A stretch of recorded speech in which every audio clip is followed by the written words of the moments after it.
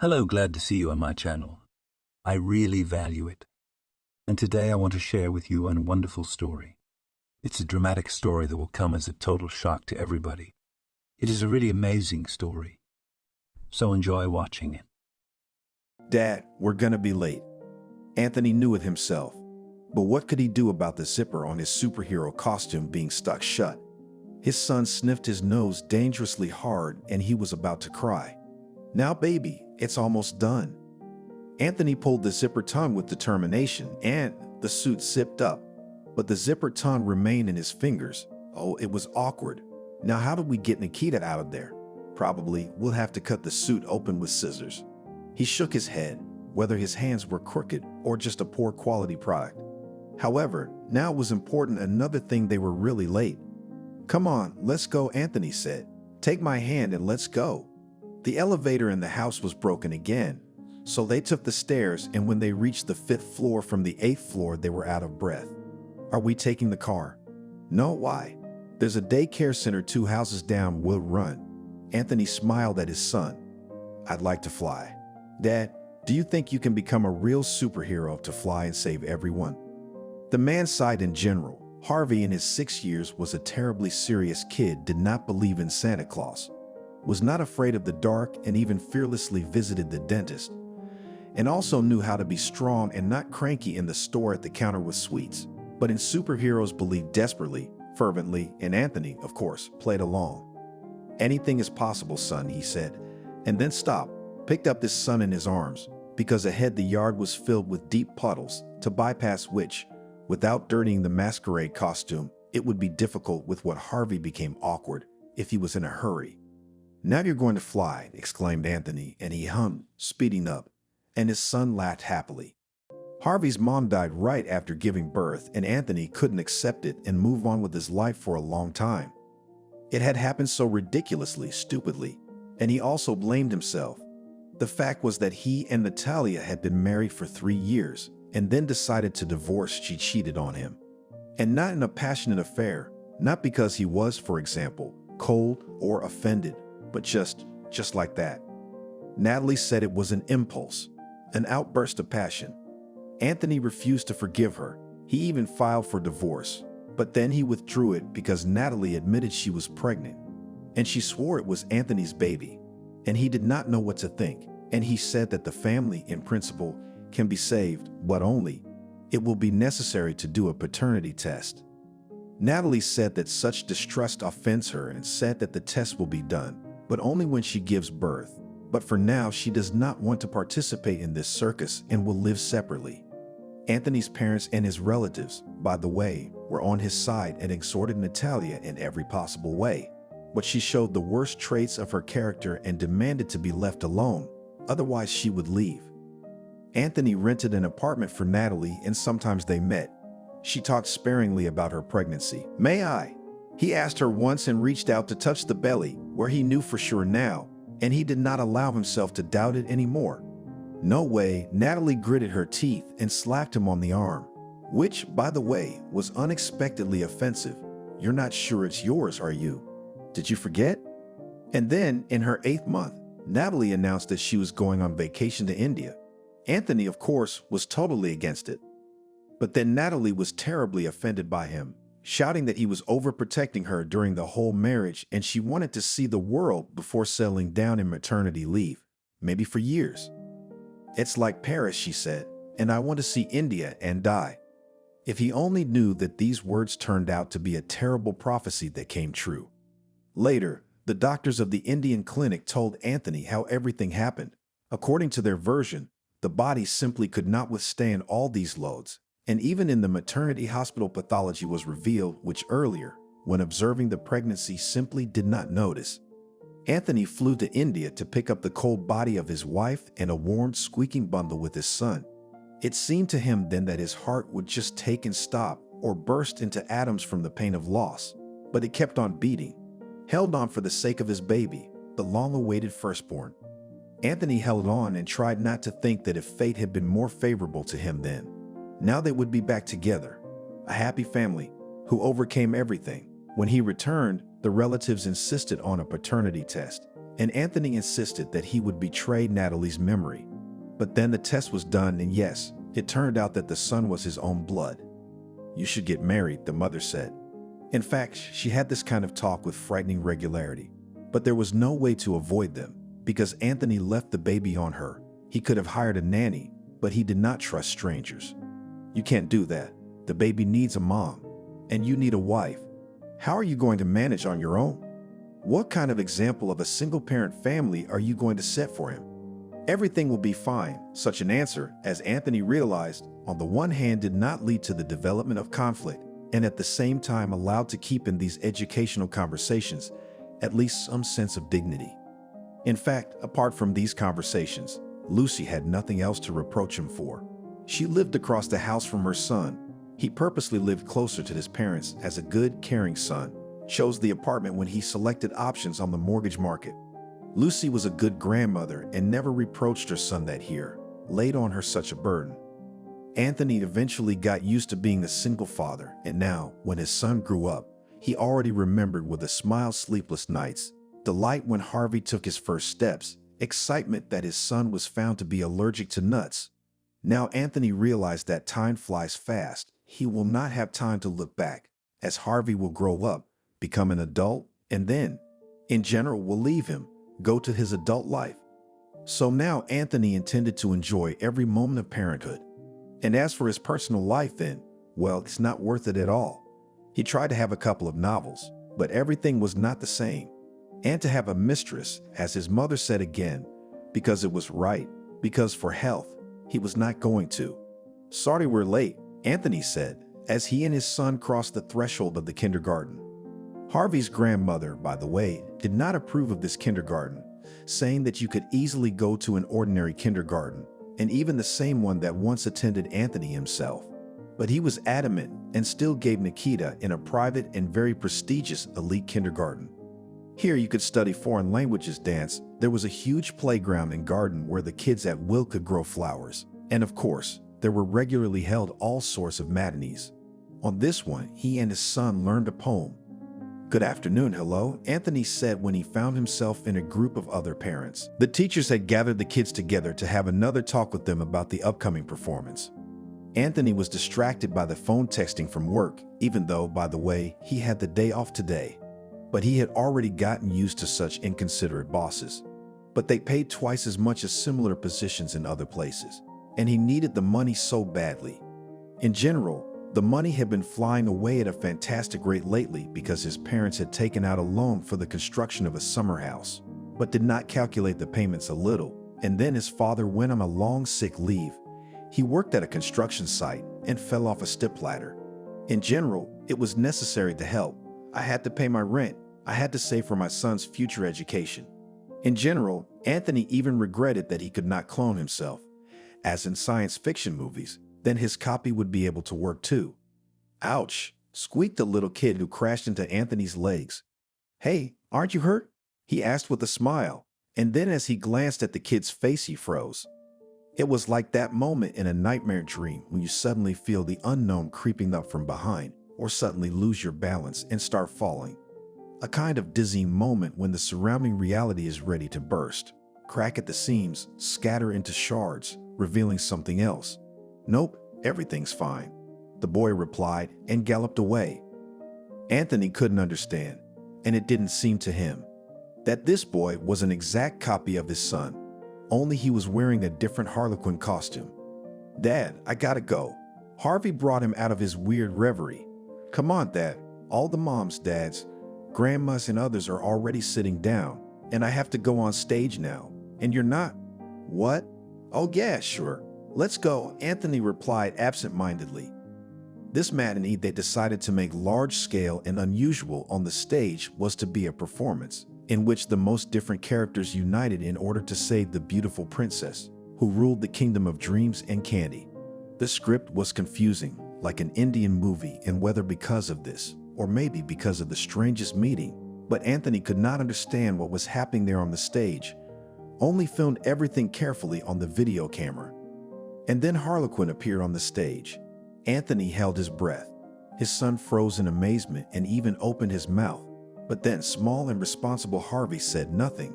That is, he said exactly what he was supposed to say on the roll.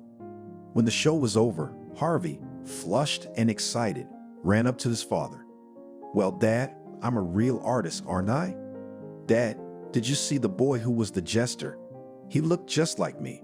It was like looking in a mirror." "Yes, there are coincidences in the world." "Really?" "Well, scientists say that in the world, every person has a double and even more than one," muttered a fact remembered from some program. "Anthony, listen, there you have a tea party at the children's table now will be, right?" "Uh-huh. Let's go then." Anthony didn't want to spoil the child's holiday with his oddities. Therefore, he honestly sat at the table set for adults and then decided to look for the parents of the boy. "Stop," he warned himself, "and why do it? Why do you care so much? There aren't many people who look alike. Stop your hysterics. We said we'd see the doctor today." A gentle, beautiful, but right now steely, stern female voice caught Anthony's attention. He turned around. A girl in a scarlet-colored slip dress and shoes on an abnormally high stiletto was pulling the very boy in a harlequin costume. "Mom, I don't want to." "Mom, it's a holiday." "Who are you so abnormal, huh? Flash blonde, so I'm sick of it." "Well, do you want me to buy you a cake if you now agree to kindly?" "No, I don't want cake. I don't want to go to the doctor. He's gonna give me a shot. One little prick, like a mosquito." The girl crouched down in front of Harlequin and stroked his wiggly red head. "And then we'll fly." "I don't want to fly. I'm fed up. You're always busy. You leave me." The boy's lips trembled. "You don't love me at all, Ma." Until now, on this morning of the matinee in the kindergarten, there was a positive, light atmosphere. But now it changed. Parents looked at the child with sympathy, some with condemnation at his mother. "Selena, is this really a bad idea? It's the kid's holiday." One woman decided to intervene. Anthony knew her a little. Her name was Maddie, and she was always driving and taking back 2 kids, a grandson and a granddaughter. "I recommend you to take care of your own and not to interfere in the parenting of others." The blonde replied coldly and dragged Harlequin after her. He no longer kicked and resigned himself to his fate. "Excuse me," intercepted her already at the exit from the garden. "Anthony, I'm sorry, please." "Why?" the blonde asked. "Are you going to teach me how to be a mother too?" "No, not at all," swallowed nervously Anthony. "Just, your son is very similar to my son, just the same face." "I don't understand." The girl squinted, and Anthony was amazed at the amazing color of her eyes, green with amber yellow speckles. And she looked so, like a wild cat, ready to leap, claws open, and then just try, daredevil, to reach out a hand to stroke the silky fur. Anthony tried to explain his impressions, then pointed his hand at Nikita and said, "Look for yourself." Curious," said the blonde, and then tightly grasping his son's hand, headed away. And a minute later got into a car, obviously expensive SUV, and drove away. Anthony sighed. What a morning. Then he went back to the kindergarten. Today, after the matinee, they planned a small meeting for those parents who could, to talk about how this place would be developed. They wanted to add a chess club to the kindergarten, as well as to organize a fountain in the yard and to collect the opinions of native children. The conversation took place the next day when they were picking up the kids from the kindergarten together. The boy Harlequin, who, as it turned out, was called Alex, did not come today. His mother called and said that he was unwell after vaccination. Oh, she's had it in her life. Maddie shook her head and looked interestedly at the interlocutor, whether he wanted to listen further. Anthony could not understand himself why, but he wanted to. And Maddie was a great hunter of all kinds of gossip. So she spoke up. It turned out that Selena was only 30 years old, and she was already a successful businesswoman. Well, she was a while ago. Selena was born in the same city, grew up here, and inherited several car repair shops from her father. Selena received a red diploma in a prestigious university and even then was on some courses abroad, like in management in England. Her return home coincided with the death of her father. The girl had no mother, but there was a stepmother, with whom they were in mildly tense relations. Selena sold a network of workshops and with this money went abroad. It was said that she invested there in the construction of real estate somewhere in India. It was reported that there Selena met a man to match, a businessman and almost the son of a Raja. They also said that they had a wedding, where the newlyweds were ridden by a white elephant. True, even Maddie doubted it. But what was known for sure was that she broke up with this man and came back here with her son. She came back for the reason, by the way, that they're in India, with the business that did not work out. So she took the last money and now she is trying to settle down here, especially since she still owned the apartment given by her father.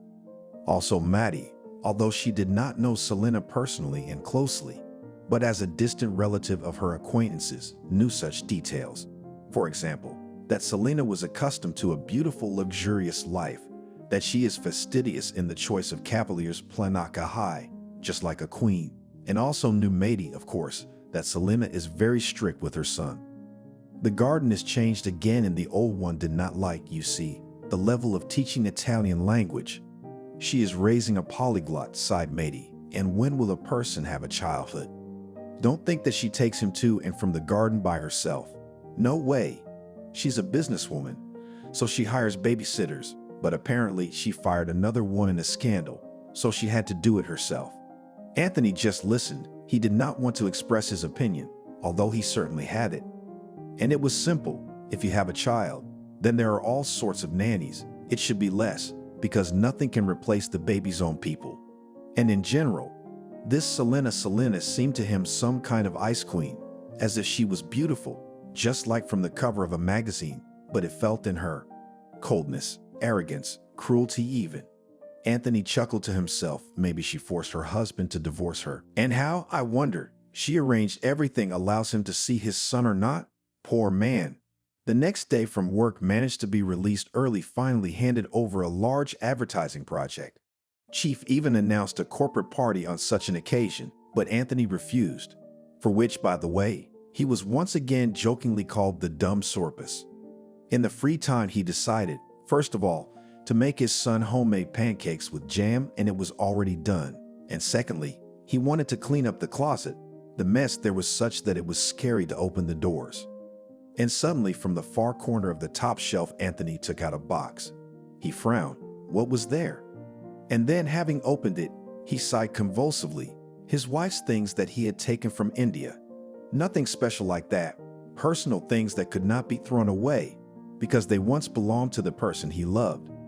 His hands reached for them as if by themselves. Here was a funny figure of a plastic toy giraffe, which his wife considered her mascot. Here was her book, some kind of a puffy love novel. Anthony was about to put everything back, close the box with the lid and put it away upstairs again, and then not to touch these things for a long time, maybe forever.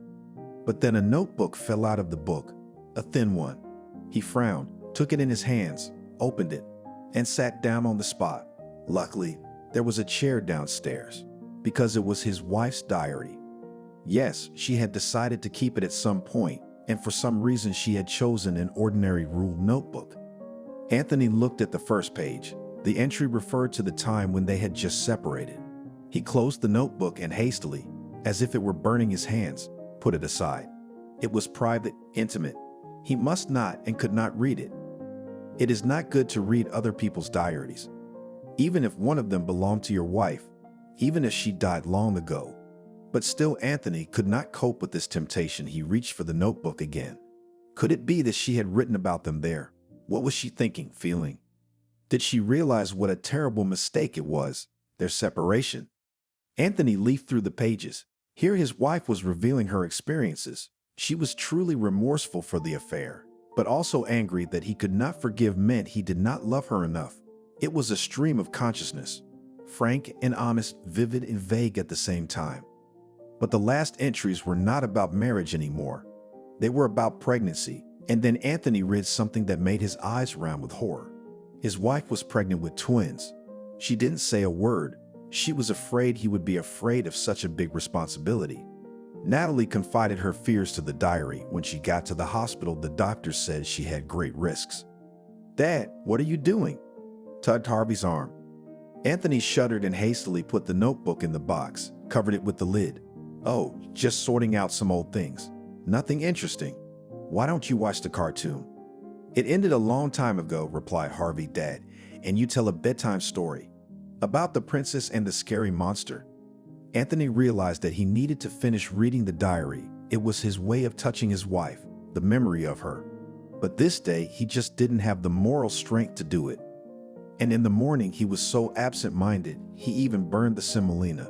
The bottom of the pot was blackened. But Harvey was triumphant and said he was gonna have fruit-flavored cornflakes for breakfast. "Are you alive?" snapped Anthony's fingers at the young man in front of him. Above his desk in the office, leaning on the tabletop with the palm of his hand, hovered co-worker and best friend Steve. "What? Yeah, everything's great. I was thinking." Anthony tried to concentrate on the computer where there were variants of logos sent by designers, and he had to decide what was the most relevant to the concept of one of the work projects. But what wouldn't come out of his head was what he learned. He didn't understand why the doctors hadn't said there was another baby. Surely he had been stillborn or died soon after, so they had decided to hide it because they were afraid of the foreigner blaming their clinic.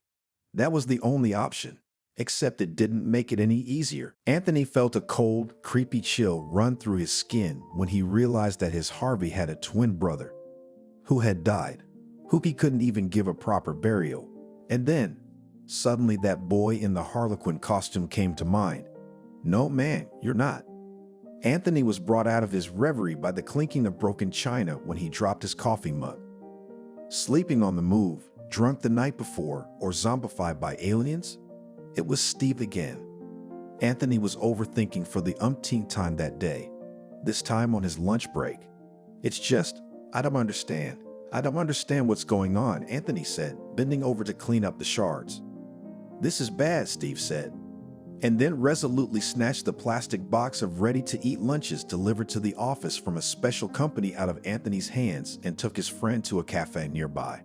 "So let's stop the stress," Steve said, and took deep, measured breaths in and out, clearly setting an example of how to calm down. "Best friend, tell me what happened." Anthony laid out everything that had happened and added everything he thought. Perhaps even if he were lying on a couch in a psychologist's office right now, he couldn't be more frank than with his best friend. He and Steve knew each other literally from the sandbox. Steve then, at the first meeting, defended a neighbor kid from the bullies who wanted to take away from him Pasaki. And as it happened, they started to stick together at school, but then they separated. Anthony went to university, and Steve began to look for himself.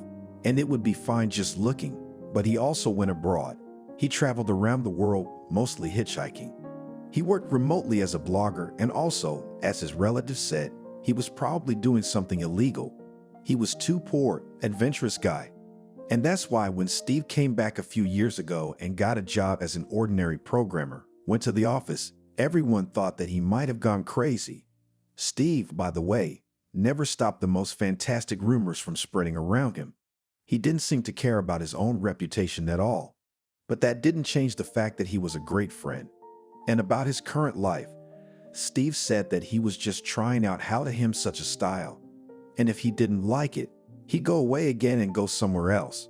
Maybe he'll get a job as a caretaker on an island that drifts off the coast of the New World, or become a kangaroo conservationist in Australia, or go and be a journalist in Cambodia.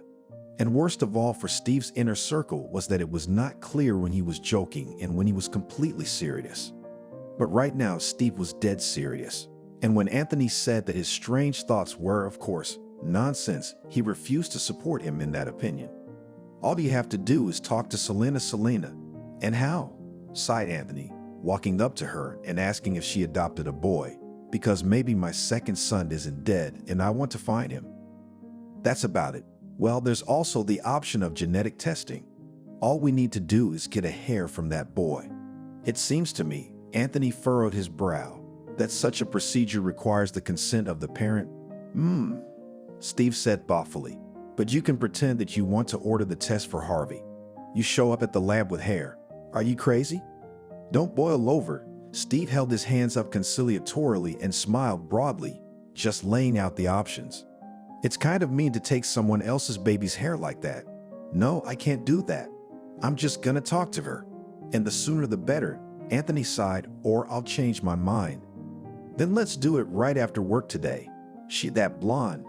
Steve was doing something on his smartphone.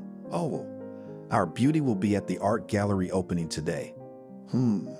I still don't understand modern art. Think if I get my mom's cat's paws dirty in paint and let him walk on the canvas, it'll be just as good. Why? Here's an idea to earn my bread. Steve, as always, jumped easily from topic to topic and made jokes.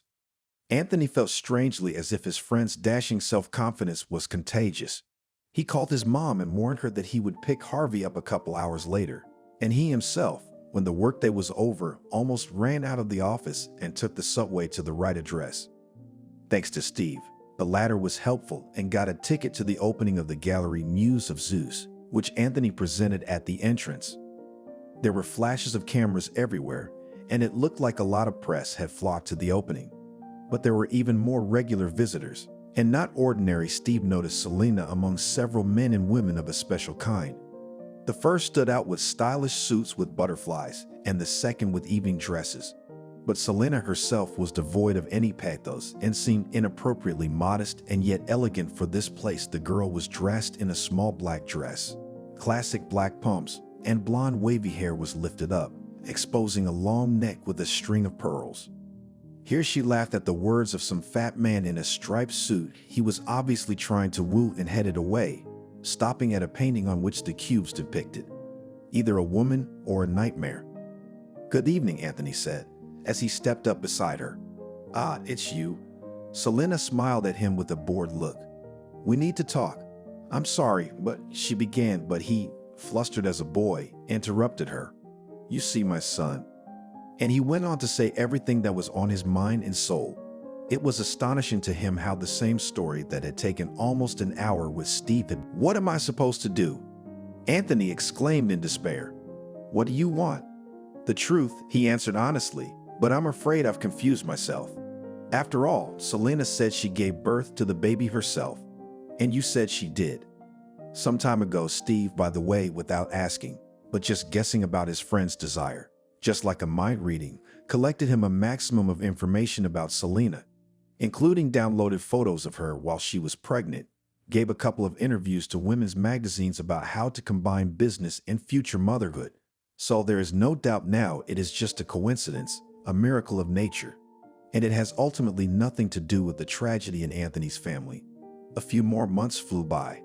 "I'm quitting," Steve said cheerfully one day during a coffee break. "I'm fed up with everything, worse than a bitter radish." "Easy for you to say," grinned Archie, the only man in the firm's accounting department. "Rich, you see, I may be tired too. But I can't quit because I got obligations. Loans, but most importantly to my wife and son." "But at least you have a son," Steve said. "And me, well, I'll be looking for myself again, and personal life. Maybe I'll never have a family." "Why not?" Anthony asked. "I'm celibate," Steve said grimly. "My grandmother saw it on the eve of graduation.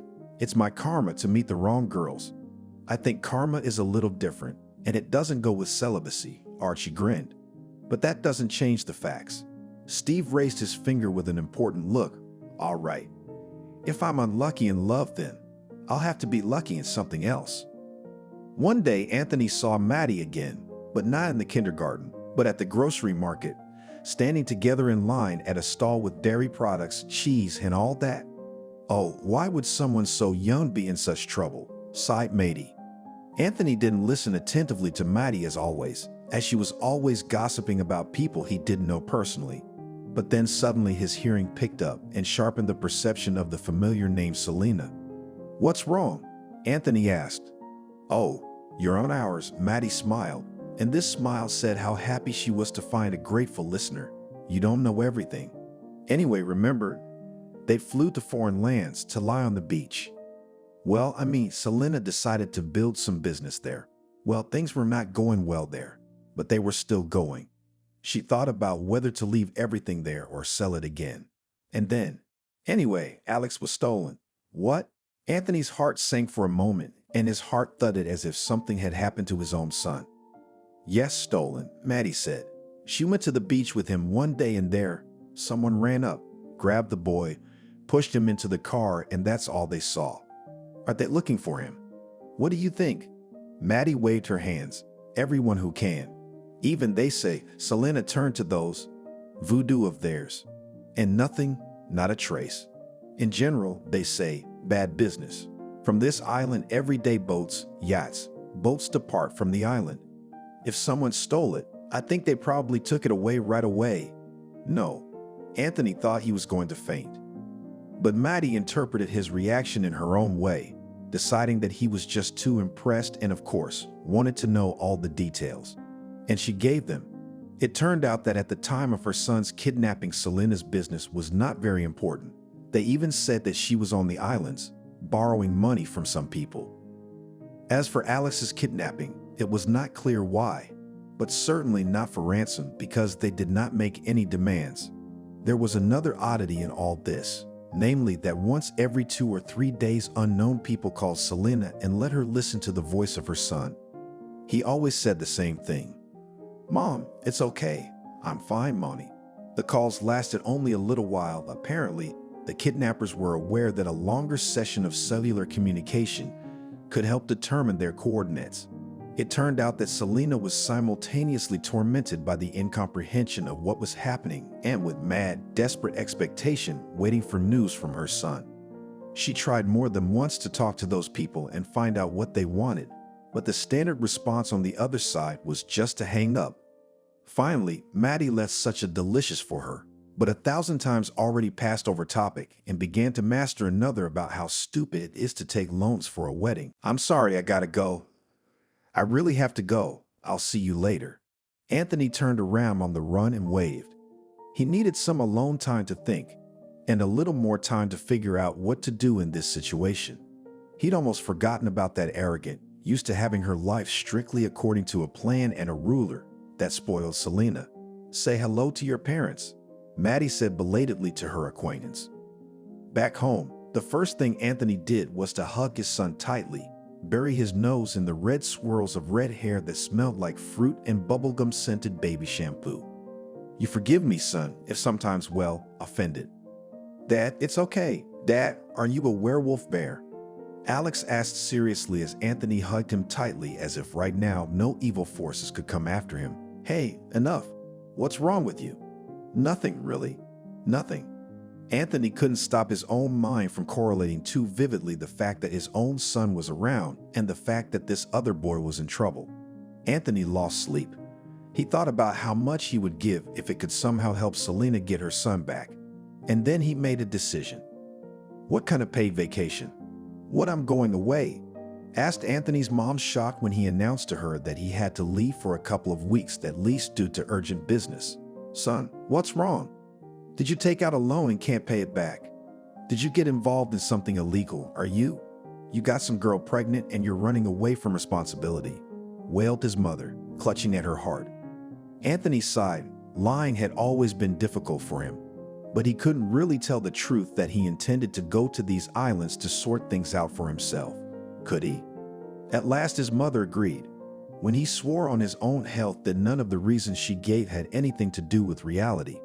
And of course, Mom agreed to keep an eye on Harvey. "Do you have a plan?" Steve asked, when Anthony shared his intentions with him, naturally without giving away any details at all. "No. No connections, right?" "No." "So what are you gonna do?" "I don't know, but I can't just sit here with my hands folded. That's the right approach, but a little disastrous. Dementia and courage. I'm sorry, I know from personal experience what I'm talking about. I'd had cases while I was traveling around the world. That's what, friend. I won't let you go alone." "What?" Anthony was amazed. What he heard. Steve grinned. "We're flying together. Otherwise. Anyway, listen to my arguments. I consider you a hero at heart, but in practice you'll be like a guinea pig in an enclosure with tigers. And secondly, what kind of a friend would I be if I left you to your own devices?" I had to agree, and trusted Steve on a lot of things right from the start. So it was he who was engaged in the selection of the most favorable airline tickets. He even helped to pack, and he also said that he would try to find someone from the old acquaintances who are in the Caribbean islands. They, as Steve said, may be in Jamaica, Cuba, the Cayman Islands. But the distance, there is a short distance, and these people will quickly get there if you need their help. "And who is it?" asked Anthony. "Do you know any hackers and former FBI special agents?" "Who do I know?" Steve winked. "And knowing too much is bad for your nervous system. So just trust me." And don't get discouraged. We'll figure it all out. And what if we don't, said Anthony, giving away the extent of his mental anxiety. What if Alex is never found? Steve froze over his duffel bag, struggling to fasten the latch, which would not budge due to the sheer volume of luggage. Don't think about bad things before they happen. I'm not promising you that we, as a couple of superheroes, will come and solve everything, but we really should at least try. Since he had been to India, Anthony had never flown anywhere further than Turkey, where he had an all-inclusive vacation, and so the flight across the old world and the ocean was quite tiring. And when we got off the plane, for a moment suffocated from the humid, soaked by the generous tropical sun heat, saturated with unusual smells, the main of which were the lush green of flowering plants and brackish freshness of the sea. They checked into the hotel, and although Anthony was eager to do something right now, but Steve insisted that the body should be given a few hours break for minimal acclimatization. Otherwise, it would arrange such a thing for them that they would lie in bed instead of heroism. Steve also insisted that his friend should take these days a special vitamin complex again for better acclimatization. So why are you frozen? As if to answer the exam, and your cheat sheets are falling out of your pockets. Steve elbowed his friend in the side. They were standing on the sidewalk, and across the street Selena was sitting at a table at a small cafe on the street. Wait, we need to get our thoughts together. Steve nodded, winked, and then grabbed his friend by the arm and dragged him across the street, running a red light. They barely made it to the giant truck before Steve unceremoniously pushed Anthony closer to the table. You again, exclaimed Selena as he coughed awkwardly and said hello to her. I'm sorry, but we need to talk. Anthony started, but Selena jumped up and immediately picked up her purse and started to leave. Leave me alone. She suddenly froze and looked at Anthony in a way that he could have sworn that if she had, she would have burned him on the spot. What do you want? Did you kidnap my son? You were talking nonsense back then and now, so it's you. This was a turn of events Anthony was not prepared for, but the situation was saved by Steve, who stepped forward and literally shielded his friend. He quickly spoke, and in a few phrases explained that first, he knows his friend well and Anthony would never do such a thing. Secondly, Anthony would not have enough material resources, that is money, to do such a thing. And thirdly, all signs point to the fact that the kidnapping was committed by someone Selena knows well. How do you know? The young woman was specific about the last one. She calmed down a bit and sat back down at the table. Her friend sat down at the same table, having asked permission beforehand. I've looked through all the available material on your case, Steve said. You're a detective. Not in the way one might think, but if you'll give us 5 minutes. All right? 50 minutes, then I'll be able to explain our plans somehow. Oh, Selena exclaimed. She gulped down a glass of cold water, then took a paper napkin and carefully blotted her eyes. Anthony's background thought recognized she was an amazing woman. He had no doubt that she loved her son, was suffering from what had happened, but how on earth does she manage to hold on? She's still beautiful. So you have a plan? I mean, the police don't. Neither do the detectives I hired. But you do. Who the hell are you? There he is. Steve poked Anthony in the shoulder. The man who recently found out he'd been cheated. Can you imagine the state he's in? He thought he had one son, and then it turned out there were two, and the second one is dead, but it's not certain. Because the next few days were spent on the fact that Steve was calling someone, writing to someone, and digging through documents. Anthony, at this time, he reminded of some hacker from a Hollywood movie, and he would compare himself to a useless assistant of the main character who gets in the way and only hinders to move towards the goal. You should go for a walk, Steve told him, when Anthony once again hovered over his shoulder and asked, What are the numbers flashing on the screen? I don't want to go out. When I'm done and it's time to act, which I really hope it is, I'm going to need you fresh and not in a state of boiled broccoli, so out. Steve pointed to the door with a smile. Go out with Selena, get some air, talk. Talk about what? Not about the subject of our case. About life. You can even go on a field trip. Anyway, have fun, guys. I'll be back by 8 o'clock and hopefully I'll be able to give you some results. Anthony could only agree. He knocked on Selena's room. They were staying in the same hotel and gave her the words, well, almost all of Steve's words. and Selena, to his surprise, agreed. That's how we didn't catch the dragon lizard.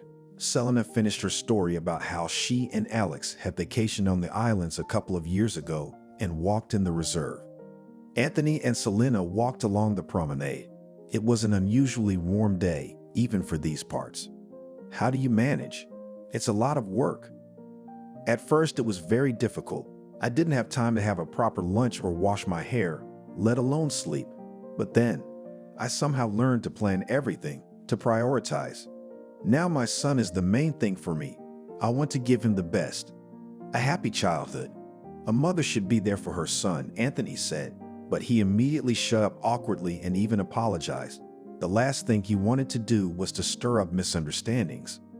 Besides, he could reproach himself for similar things because he was also lost at work, although to have enough for a modest life, you could work in less, but he, like Selena, wanted to give his son the best. And the best, of course, cost money. When this is all over, Selena stopped, turned to the pier. If all goes well, I'll take a vacation. I'll give myself a break. I'll spend time with my son. They were silent for a while. The fresh wind was playing with the girl's light azure scarf, which complemented her elegant white cotton dress. Anthony thought for the umpteenth time about how beautiful she was. It's going to be okay. Trust me, it's going to be fine. How can you know that? She turned to him and was suddenly so close that he was enveloped by the sweet, floral scent of her perfume. I just know, he said. The sun that was beating directly into his eyes forced him to squint, and because of that, the appearance of the young woman standing in front of him became a little blurred, as if unreal, as if she were made of mirages and her own unfulfilled hopes. No, Selena was not at all like Natalia. They were quite different. A vendor of boiled corn walked past them, pushing a creaky cart in front of him, and the obsession lifted. Anthony gave himself a mental shove, wondering what such almost romantic sentiments were now, when they were engaged in such important business, when they were, in fact, wandering in nightmarish darkness, guided only by their hopes. And even if everything really does end well, they're so different. Different as different planets, galaxies. Their suns are similar in appearance, but nothing can be between him and this woman. It's simply impossible. It would be a real madness. And Anthony promised himself not to even think about it anymore in any context, but he wasn't sure he would succeed. They turned away from the promenade into the depths of the streets. There were tourists walking around, and all the free space was occupied by stores, firms that offered excursions, and cafes. It was noisy, crowded, deafeningly colorful, but it was worth admitting that it all had its charm.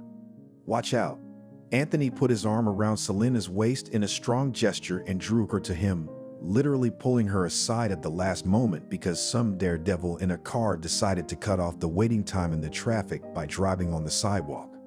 Thank you, she exhaled hotly into his neck. She gently pressed her palms against his chest and pulled away. Thank you. They were about to go back to the hotel because the sun was scorching mercilessly. But Anthony, wanting to at least somehow distract and entertain Selena, offered her to stay at the shop where they sold shells, beads, and crafts from them. But the main thing here was sitting in a cage talking parrot. A flock of tourists gathered here and laughed at the phrases in a mixture of broken English and local language, which the parrot gave out. Alex. Suddenly, Selena clenched her hand with her fingers. It's him. What? Anthony didn't understand, confused, and started to turn his head, but there were no children even remotely similar to Selena's son nearby. Finally, he realized what she was trying to point out. There was a woman standing a couple of meters away from them, talking to someone on the phone. She covered her other ear with her palm, probably to hear the other person better over the hum of the street. What? Anthony asked again, because he didn't understand anything. The bracelet, her bracelet. Selena trembled and pointed at the stranger. Anthony took a closer look at the hand of this overweight, about 45 years old lady of European appearance. There was indeed a bracelet, a colorful rag bracelet, colorfully bright and decorated with all sorts of pendants. It was some beads and tiny plastic figures. Alex had a toy, a keychain. Selena explained hastily. He wore it everywhere. On his jacket, on his backpack. It was a whale, casaca. He got it once at a fast food place, you know. Kids' lunches sometimes have surprises, little things. His key came. She has it. Anthony frowned at all. In his opinion, a keychain, especially one from a fast food place, must have existed in the world in hundreds or even thousands of copies. So it was strange to think that this foreign woman had something to do with Alex's disappearance. Calm down, Anthony said affectionately but firmly. I'll go to her now and just ask her a question. Delicately and gently. Wait a minute. I know her. She used to work as an animator at the hotel. She used to play with the kids, said Selena. Leaving the trembling Selena in place, he moved forward. And then the woman put the phone away, seemingly finishing the conversation. They met eyes. And then Anthony realized she saw over his shoulder Selena. And the expression on the woman's face changed. She recognized her. Wait, he said. But the woman turned around and walked briskly away, speeding away. She was just running away. Come back. Stop. Anthony didn't hesitate to follow. It seemed to him that Selena too. He didn't turn around, afraid to miss her in the crowd. Meanwhile, the distance between them was increasing. Anthony cursed, panting from running. What the hell is this? Get the thief, he shouted, hoping that someone would help him. His breath hitched, and he almost lost her. But the realization came like lightning, and it wasn't normal for her to run away like that. It's not normal at all. Why? He just walked up to her and maybe, as a normal person would think, he wanted to ask her for directions. No, there's something wrong here. And from the looks of it, she has something to do with Alex's kidnapping, which means he has no chance or right to let her go. The busy streets ended and they turned into some deserted alleys that seemed to be destined for demolition. Anthony froze and listened. The stomping of the woman had died down just then. It did not fade away gradually, as if she had moved away from him, but it broke off as if she had decided to hide. And there was a place to hide. The doors to some of the buildings were ajar, as if they had been broken open by the local homeless or thrill-seeking teenagers. Which meant she could be anywhere. Anthony swallowed hard. She could easily fool him here. Who knows, maybe she knows these places well. She could leave quietly. Or, another thought flashed, she could hit him over the head with a brick altogether. Theoretically. Listen to me, I just want to talk, he shouted into the void. And then suddenly the woman turned abruptly and was a couple of steps away from him. He rushed to her, she to the side. It was strange, but in an instant Anthony's strength increased, and he just slammed her into a pile of wooden crates piled on. He didn't immediately realize where that low, growling rumble was coming from, and then he realized it was the sound he was making. And it was also clear that the mysterious fugitive was looking at him with eyes widened with terror. Anthony was about to open his mouth to ask a question, but then there was a screech of brakes in the alley. A motorcycle entered the alley, from which Steve jumped. Behind him sat Selena. The friend rushed forward and literally snatched the prey from Anthony's hands. In fact, Anthony had previously thought of this friend as a peaceful man, and he certainly doesn't hit women. But then he firmly pinched the stranger's arm behind her back and pushed her against the wall. Gotcha. What? How? Mumbled Anthony. Hey, take it easy, buddy. Oh yeah. It's about time you got delicate, Steve growled. It turned out that it was a coincidence that he came to the same street where Selena and Anthony were, just a minute after Anthony had given chase. It was a happy coincidence. Steve was looking for Alex's mother and best friend to tell them the important news that couldn't wait until tonight. It turned out that right after Alex's kidnapping, one of the animators had quit the hotel where Selena was staying with her son. Steve had time to talk to many people in general, representing himself as a private detective who is investigating, and about the incident, by the way, knew a lot of people in the area, because it was a high-profile case of kidnapping a child from a foreign woman in broad daylight. That's why in many cases Steve met sympathy and people share information. When did you have time to do that? Anthony marveled. You just sleep until lunchtime, winked Steve. So, he managed to find out something interesting. One of the other animators, a young girl named Katie, shared that she thought it was strange how another animator who was this particular captured woman, whose name was Bella, once took out a smartphone and began to take pictures of someone else's child, that is, Alex. It was very strange and not normal at all. But the girl was a trainee, scared, and so she didn't tell anyone about it. But now one thing was adding up to another. So, are you gonna be nice about it? Steve growled. Hey, maybe. Let's call the police, exclaimed Anthony, who was seriously so freaked out by his friend's behavior, even though everything was going on, but seriously so freaked out. Oh, we'll call them, but only this one will probably play it so that we'll know the truth for a very long time. Or maybe she'll make bail and run away. Okay, lady, 2 options. You tell us what you had to do with the kidnapping and we go our separate ways. Or, and you know, Steve lowered his voice. I see the place is deserted, so we can set up inside for a conversation. I'm just an animator. You don't understand, Bella shrieked. No, I understand, Steve grinned. You were paid by someone to find a child that someone wanted. And then, I suppose, you found out where he and his mom were. You leaked the information for a fee, right? They seemed like easy prey to you, didn't they? Single mom and son. Except that sometimes those little darlings have friends. Who are you people? Bella almost cried. Well, I'm, let's just say, a man without principles. And this guy, Steve nodded at Anthony, he's Selena's ex. And you know why they broke up? Because he had a relapse and went back to the loony bin. He has trouble controlling his aggression, and he's got a certificate. So if anything, he won't even get arrested. Anthony's eyes widened at Steve's lies. In general, he, because Steve spoke in English, did not understand everything, but even understood enough to realize Steve, it turns out, can be frighteningly convincing. See the scar on his arm. Steve abruptly turned his prey to face him and pushed him back, shook him and pointed to Anthony's forearm, where the bite marks of a dog attacked many years ago were white. He was the one who bit himself. Anthony rounded his eyes even more. Steve was talking nonsense, but judging by the way the animator woman's face turned white, she was inclined to believe it all. You know, there are temporary dentures for teeth, such, under the vampires and werewolves to dress up. So, he once bought one of these is not made of plastic, but of steel. Mom and Dad, afraid of how he did not chew up the neighbors, locked the guy in his room. But he found a way out. He almost chewed his own arm off. And you know, he gets off especially easy on a full moon. And it's a waxing moon. But, mumbled already sniffing nose-scared animator gets not night. It's white day.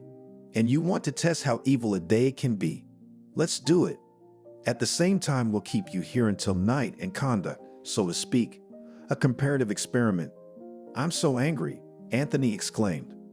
He felt like an idiot a little, but he also realized that now it was necessary to play along with his friend. Give it to me, he practically roared and held out his hands, fingers curled in a monster-like grip to Bella. She shrieked, struggling in Steve's strong grip. No, please, I'll tell you everything. Yes, I was paid. They were looking for the boy. They knew he was with his mother in the hotel where I work. They thought I could help. And why did they think that? Steve asked. Because I've been in trouble with the law before, the woman sobbed, for theft. I really needed the money. I have. I don't give a damn what you've got, bellowed Steve. What did you tell them? Where's the boy? I swear, the prisoner shrieked again. They just wanted to make sure it was the same kid. They said to watch, to see if mother and son had some kind of regular walking route. And then, when everything happened, they met with me and paid me the money. The pendant, the caring. Steve grimly demanded further explanation. How did you get it? You see, this may seem strange, but I'm superstitious, dutifully explained the woman, and I always. Anyway, I collect amulets in difficult situations in life. They keep me safe from evil. Well, let's just say it didn't do you much good this particular time. I saw that the boy had a backpack with a keychain and asked him to give it to me. That day, Alex took his backpack with him, Selena said. He put a chocolate bar, his favorite car, a bottle of drinking water. Let me hit her. The angry mother rushed forward and Anthony had to make a lot of effort to catch her. I never saw them again after that. The boy, your son, he was scared, but he seemed to have been treated well. Bella continued to explain in a hurry. Wow, grinned Steve, of course. It's nothing like that to kidnap a little boy, is it? The main thing is that he seems to have been treated well, and why he was kidnapped, it doesn't matter. But there, you could see that the woman was fidgeting. She was afraid to say anything, but she was also afraid of those in whose power she was right now. Nothing bad should happen to him. I was told that his father took him. He took him away because his mother wouldn't let him see him. What? Exclaimed Selena. But my husband wouldn't go for that. He doesn't need it at all. I'm only saying what I know, said the animator. There was such a red-haired man. He spoke with an Irish accent. Celine, are you sick? Anthony gently supported Celine, who seemed ready to faint. I'm fine. But this, how did he know? Why would he do that? I don't understand. Can't we just stop it already? Anthony turned to his friend in a pleading tone. Can't we call the police already? Come on, Steve nodded. Wait. The animator jerked in his unrelenting grip. You said we'd split up. Sorry, sweetheart, grinned Steve. But this time you're really in trouble. All the formalities that followed the call to the local police took until late afternoon. And yet, despite what they had learned, the small group gathered in the evening in a less than enthusiastic and generally depressed state. I mean, what do you mean they can't do anything now? Anthony didn't understand. Clearly, the boy had already been kidnapped by his father. And the proof? Moaned Selena, especially since this fool was playing silent.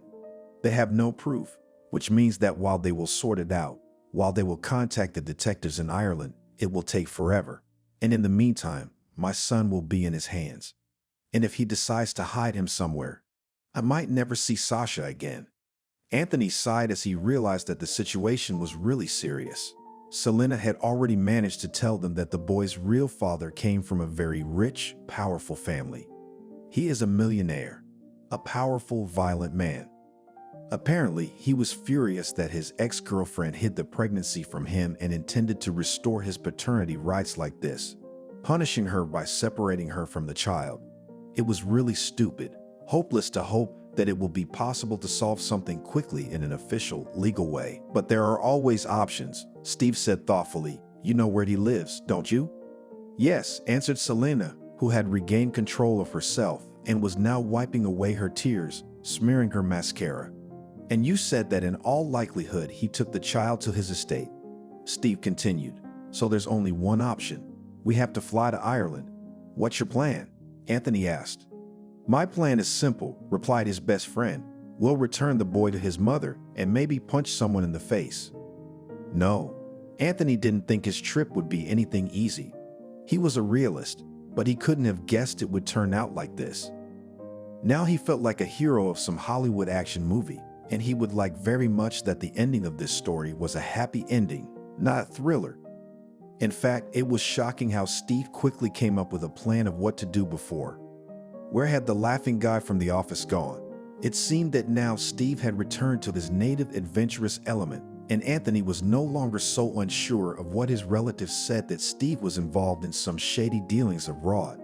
Otherwise, how could he have such knowledge in certain areas and, more importantly, specific connections? And he had connections because they were suspiciously quick to get visas to Ireland, and also because by the time the plane landed on the island of Green Hills and Elves, Steve outlined his plan and said that his friends had already prepared everything. They would help. Anthony didn't bother to specify what kind of friends. He decided that the most important thing now was to get Alex back. So he would follow the current circumstances and at the same time follow the folk wisdom that you know less and sleep better. Or what if he finds out something unnecessary and Steve will have to kill him for it? Ha ha ha ha. Very funny and a joke, of course. I make a governess look like a ballerina. Anthony grimaced as Steve put the final touch of square glasses on his nose. Anthony hardly recognized himself in the mirror, visually, because of the clothes he had picked out, baggy pants, plaid shirt, and knitted vest. He had added more than 1 pound of weight. Not a governess, but rather a tutor, a teacher of etiquette, of manners. What a horror. Look on the bright side. But now you're fulfilling your grandmother's dream. Steve tried to cheer him up with a joke. She wanted you to choose an intelligent profession, and what could be more intelligent than a teacher of this kind for the scion of a noble family, descendants of persons close to Queen Victoria? But you've chosen a different cover. Anthony sighed. You're a security system specialist. Because I need to have access to them. Selena could have come with us. I need her somewhere else so we can make a quick getaway if things don't go according to plan. Steve reminded sternly, okay, we need to move. You and I have less time than Cinderella in a fairy tale. If we don't make it in a couple of hours and we're exposed, we're probably going to get killed. At best, keep those details to yourself, will you? Anthony grinned wryly. What did you put me up to? Do you know how much they'd pay for this in Ireland? I'm afraid the boy's father will deal with us first, so we won't live to see the official justice. I see. All right, let's go. Steve's plan was to briefly infiltrate the estate and steal Alex. Selena was to wait at the agreed location in a car. Circumstances seemed to be going well, and it turned out that Alex's etiquette teacher was supposed to arrive at the estate that day, but he was sick and couldn't. And then, Steve set up a phony phone call so that the owners of the estate thought he was coming after all, and it was supposed to be Anthony. Steve was going to enter under the guise of an unscheduled check of the security system, saying that it could be hacked remotely by hackers and therefore everything had to be checked immediately. And he was going to cut off the part of the alarm system, the part that was responsible for the gate, so that the three of them, having taken Sasha, could leave unhindered. And when they were on the spot, Anthony realized that he was more afraid in his imagination, and now he was acting as if on automatic. Here he introduced himself to the butler. This family had a real butler, a gaunt man with ice blue, very suspicious eyes. He volunteered to personally escort the teacher to Alex's room. Steve entered the manor 20 minutes later and was immediately admitted to the security system of the whole territory without any questions. Alex, Anthony called softly to the boy as the butler walked out. The boy was sitting in a corner on the rug among the scattered toys and was clearly distressed. He raised his eyes to the entrant and immediately looked away. Alex, Anthony approached cautiously. Don't be afraid. I'm your mom's friend. I came to pick you up. Mommy? The boy came to life. I want my mom. He almost roared. We'll go to her now. But you're gonna help me, okay? It's a game, okay? You like to play, don't you? We need to be as quiet as mice and then we'll win in. I'm not a baby anymore, Alex said. Don't do this to me. You're not here to play. You're trying to get me back to my mom, aren't you? And that uncle took me away. Anthony thought about that boy. He's as serious as his son. They're so much alike, aren't they? Yes, they are. But to make it work, you must be quiet. So let's go. He was ready to take the boy by the hand and take him to the agreed place in the garden, its far part, where one of the gates of the estate was located. But then the door opened and an old man in a wheelchair entered. Behind him walked the butler. Well, young man, I have come to personally witness your success in your studies, the old man said sternly. Anthony froze, as if struck by thunder, because it was the head of the family, that is, Alex's grandfather, a man, according to Steve, extremely harsh and even cruel. His name was Stuart, and they weren't supposed to see him at all. Alex looked pleadingly at Anthony. Well, we're just learning, he mumbled. What did you say? The old man asked. Your accent, it's terrible. Patrick, he turned to the butler. I told you that the teacher should be a true Englishman, not a foreigner. However, the old man looked at Anthony with interest. Perhaps your intelligence compensates for the nightmarish pronunciation. So come on, what have you been through so far? Nothing yet, answered Anthony, covering himself with cold sweat. I've just arrived. So I have the honor of witnessing the first lesson that will finally start my grandson becoming a true gentleman. So let's begin. Tell this young man how a duke should behave in the presence of a prince of the blood. Anthony opened and closed his mouth. There you go. The old man arched his eyebrow questioningly. You've definitely been caught. It's all gone. And then the fire alarm sounded. Anthony had a split second to make up his mind and grabbed the child by the arm and dragged him out of the room. Hurry up. Let's go. It's not safe. Strange. The head of the clan pulled the air with his nose. No smoke. Maybe it's Molly overcooking the bacon in the kitchen again. Will they fix the ventilation or not? Okay, James, he waved his hand. Take me out of the house. Let's have a lesson in the fresh air. Anthony thought that now it would all work out to run out of the mansion and on through the garden, where the roses were planted in a maze forward to the back gate. Here, almost there, and suddenly he saw Steve. And he wasn't alone. He was in the company of several stout fellows, and a glance at them was enough to realize that they were the guards of the manor. and they realized that strangers had broken in. Anthony froze. The forces were clearly not equal. They had been caught after all. And as they were led back to the house, and then through its museum-esque corridors, Anthony was particularly worried about why he wasn't scared. He should be. Alex, by the way, they wanted to give him to the governesses who came running from the house. But the boy, without tears, but stubbornly grasped Anthony's hand and said that he would not go anywhere.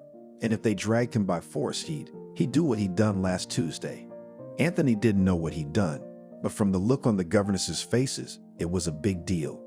So the three of us went in, and finally, they entered the study. There were bookshelves on the walls, from floor to ceiling, a huge fireplace in which you could roast a boar, a desk of dark wood, armchairs with scarlet upholstery and carved backrest and legs. In the center of the room sat on his wheelchair old man and frowned. "Will someone please explain to me what's going on? Who are you people?" "They are Mom's friends," said Alex. "There he is." The boy pointed at Anthony, her friend for sure. "And the other uncle is nice too." "And what kind of friends are they that pretend to be?" "Oh," sighed the old man, raising his hand to his heart. A concerned butler rushed to him, but he waved him away. "Sir," Anthony appealed to him, "please listen to us. We can explain everything." "And what will you explain?" "Did this." The old man glanced at Sasha and obviously for his sake softened the words he was about to say. "Was this lady not paid enough? Why did you decide to separate me from my grandson?" "What do you mean?" Anthony didn't understand. "Who paid?" "My son," said the old man. "The mother refused to give up the boy." "Not true," exclaimed Alex. I was stolen." "What?" Stuart was now shocked. And then Alex confessed that when he was kidnapped, a man named Herbert Frayne not only introduced himself as his real father, but also threatened the boy that something very bad might happen to his mother. Yes, something very bad might happen to him too, if he talked too much. Herbert told the boy in the presence of his grandfather to keep quiet more and to support the version that his mother had agreed, in fact, to sell them, abandoned him, accepting the generous compensation from his father, who was so eager to get a son. But now Alex was no longer afraid to tell the truth. "My son, my Herbert," the old man said in a colorless voice. "No, of course I knew that he had grown up to be something else." He again, in view of the child's presence, refrained from strong words, but to do such a thing. "If you're lying, boy." "I'm not lying. Ask anyone." Alex exclaimed in despair. "I'm telling the truth. My mom loves me. She's looking for me." "But why would Herbert do such a thing?" Shook his head. The old man, he never aspired to be a father. "I'm afraid, sir, he doesn't aspire now," James said suddenly, and all eyes turned to him. "I was going to tell you all about it, sir. But you weren't well and I was waiting for the right moment." "Speak, damn you." The old man thumped the floor with the cane he held in his lap, judging by it that he could sometimes rise from his chair, though with difficulty. The butler, still holding himself as if he were not talking about a conspiracy in the family, but about the change of dishes for a dinner party, told what he knew. It turned out that he had accidentally overheard a conversation between Herbert and one of the family's lawyers, and Herbert was talking about how he had a cunning plan. The fact was that the head of the family had repeatedly threatened to disinherit Herbert for his disgusting behavior. And then he, having learned that his former friend had a child, which, coincidentally, was born shortly after their parting and was the same redhead, decided to kidnap him and put him on the estate, and also to get Selena's parental rights terminated. The next part of the devious plan was that Alex's grandfather, imbued with love for his grandson, would of course have to make him the main heir. While Herbert would be able to act as the boy's guardian for years to come, he would be able to administer an estate worth many millions of dollars. "What a sneaky and cunning man," grinned the old man unhappily. Well, that proves his nature once again." Anthony breathed a sigh of relief. He couldn't believe it was so simple. And he asked, so they can, of course they can leave freely. After all, since everything is clear, the child should naturally return to his mother. "And what about the fact that he has more than just her?" Squinted the old man. "You want to take away my grandson so easily? No way. If I fail to bring up a normal son, at least with my grandson, I will not repeat the same mistakes. But before, he grinned.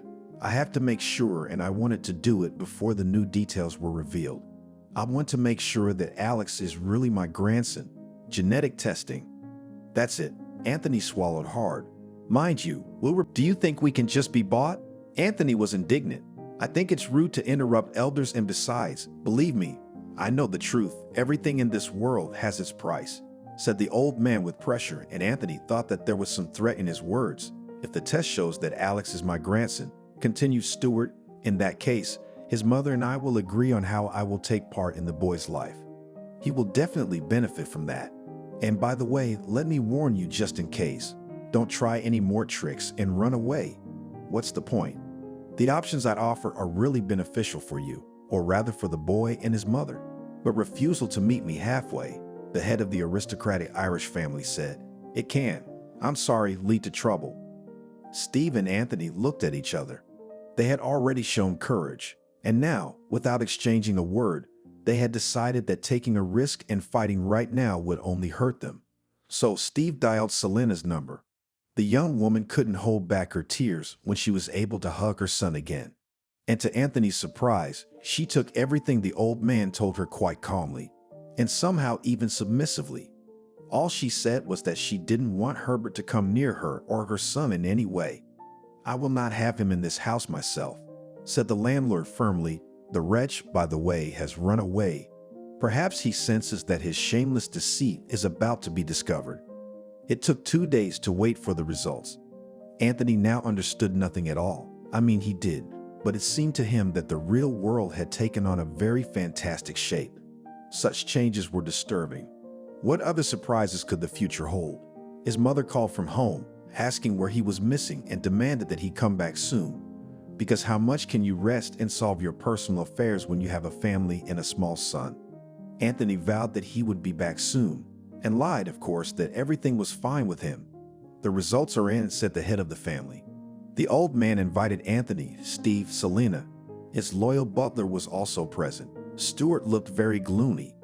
Alex is not my grandson, he said, and Anthony could have sworn that the old man was ready to cry and only by an effort of will restrained himself. But it also meant that they could breathe a sigh of relief that nothing was keeping them here, so the whole story was wrapped up safely. However, I have something else to say, and so that you don't have to take my word for it, I realize it's difficult. Here, Stuart handed Selena some papers. What's this? She asked. Remember when I said I needed your blood samples to be as accurate as possible?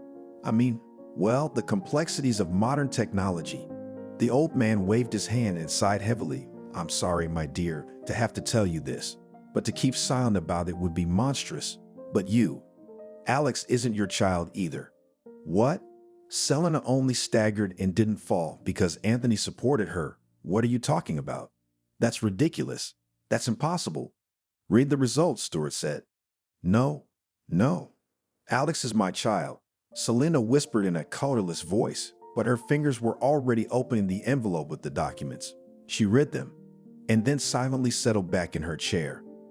Steve also looked at the papers, but if Anthony could still understand spoken English, he was not good at reading papers, especially scientific and medical ones. And it was just as Stuart had said. However, before Selena could, as they called it, go mad with grief, he said something else important. He said that he had enough connections and influence to find out in the shortest possible time what had happened to her real child and where Alex had come from.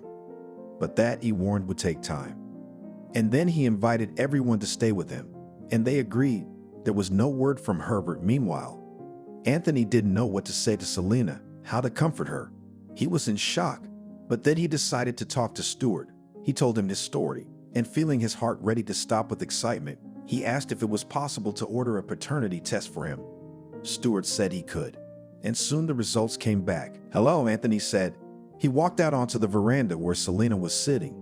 The sun was setting over the rose garden, and today's sunset was unusually beautiful, except no one cared about it. Have you told him yet? No, sighed Anthony. I don't know how. I was so hopeful just a little while ago. I thought I'd go mad with happiness, but now, I'm afraid I'll ruin his life with it. I understand. Selena turned away as he sat down next to her and nervously interlocked her fingers. I loved him, and I love him now. But what do I do about the fact that I'm not his mother? How do I go on with my life? I don't know, Anthony answered honestly. I only know that I'm not going to do what you're afraid I might do. Tell me in detail, she asked. I'm not going to take him away from you and drive him away, separate you. I understand, you're his mom. You raised him. But Celine, I'm his father. And he has a twin brother. Selena, why won't you look at me? I don't know, she exclaimed and turned around, tears glistening in her eyes. You just can't understand how bad I feel. He wanted to say that he couldn't, it was natural, but he was willing to help, if only he knew how. But they were interrupted. It was James. The butler said the master of the manor wanted to speak to them. Stuart looked this time, just awful, his eyes. There was so much coldness and pain in them, but he held on. He started by telling Selena the results of the investigation. Selena's labor was very difficult. Her life was barely saved. But the child, her boy, could not be saved. At that time, she knew who his real father was, but did not admit it to her husband. At that time, their marriage was already falling apart, and the man decided that if there was a child in the family, then it would save everything. And when the doctor came out to him and said that his wife was unconscious, they were trying to save her, but the baby, alas, was not saved. He himself proposed this option. He began to insist that they should find the baby anywhere, a newborn boy, and that they should tell Selena that her baby had survived. He paid a huge sum of money, and coincidentally, on the same day, Natalie's other patient happened to be in the clinic. She died, and the doctors took one of her sons. Anthony listened to all of this, and he was shocked. Steve expressed sympathy, and it was noticeable that he too was uncomfortable to be present at this scene of revealing the whole truth. Anthony feared that Selena would become hysterical, but the young woman remained calm. To be more precise, she didn't show how bad she felt. She only said that she was grateful to Stuart for helping her. He said that he had probably done all he could do now, and he added that now he needed to mind his own business. He said he had to attend to the son's funeral. That same morning came the news that Herbert had been in a car accident on a mountain road in Italy. And Steve, Anthony, Selena, and Alex could leave. Steve, by the way, supported his friend in the fact that Selena had really become a mom to Alex. Anthony realized that now his life and the lives of his sons were turned upside down. Nothing would ever be the same again. He talked a lot more with Selena, and they decided that right now Sasha can't know the shocking truth. Let him grow up. In the meantime, let him just think as before, that Selena is his mom and Anthony is her friend. Let him think that he and Harvey are just very much alike. Surely things would be much simpler if the boys would find out the truth now. But that would have been ruthless to their immature young minds, their little hearts. And there were so many questions to be decided. For example, they decided that Selena couldn't bring Sasha to visit Anthony at home because his relatives would have questions. They decided that they would meet as a family often, but privately to keep the secret. At least a few more years would have to go by. Selena, realizing that there was no business on the islands either, decided to return home, or rather almost home. She settled in a neighboring town to the one where Anthony lived and decided to start her own business there. Steve, on the other hand, was missing. Not in a bad way, but the guy decided to leave and travel around the world, now as an independent photographer who can sell his pictures to different publications and bloggers. Anthony honestly told his friend that it's all great, but it would be good to think about one day settling down in one place, having a family. Steve promised to think about it. Do you think we'll be able to tell them soon? Selena asked thoughtfully. It had been 5 years since they had first met. All together with Alex and Harvey, they were spending summer vacations in a rented country house surrounded by a beautiful garden.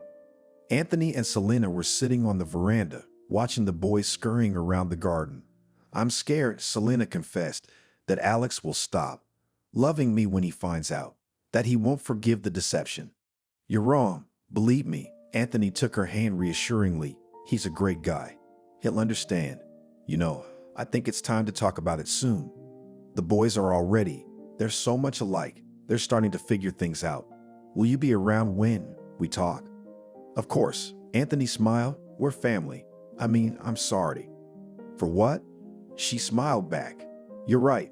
Over the years, we've all gotten so close. Can I ask you a personal question? Have you never met anyone? Actually, I have, he replied after a brief pause. She's an amazing woman. Kind, smart, strong, funny. Oh, Selena turned away and took her hand away. I hope you'll be happy. I might be. The thing is, I've never asked her out yet, but I think it's time I did. She turned her face toward him, catching the change in tone, and her emerald green eyes opened wide. Are you serious? Does it look like I'm joking? Unless you got someone. No, I'm lonely. Now she took his hand. I guess she's not lonely anymore. Mom, said Alex, running up to the veranda. Dad, said Harvey, who came with him. We need to talk. Why do we look so much alike? When we go out together, everyone says we're like twins. Anthony and Selena looked at each other. It seemed that the moment had come for that very conversation, and they believed that after it, the relationship between them and their children would only get stronger and better.